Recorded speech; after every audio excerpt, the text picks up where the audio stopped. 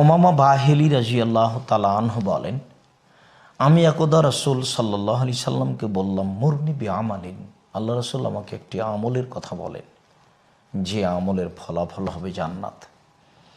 রাসূল সাল্লাল্লাহু আলাইহি সাল্লাম বললেন, আলাইকা বিসসাম, তুমি সিয়াম পালন করো, ফাইন্নাহু লা মিসলা লাহু, সিয়াম এমন একটি ইবাদত যার দৃষ্টান্ত কোনো ইবাদত নেই।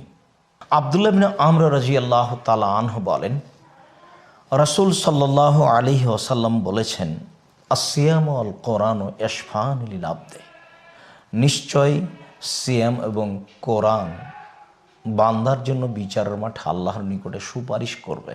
মাত্র সিয়াম পালনের মাধ্যমে মানুষ এমন একটি দরজাতে প্রবেশ করতে পারে যেই দরজা দিয়ে আর কোনো ইবাদতের মাধ্যমে প্রবেশের সুযোগ হবে না। সিয়াম এমন একটি ভিন্ন ধরনের ইবাদত যার প্রতিদান আল্লাহ নিজে হাতে দিবেন।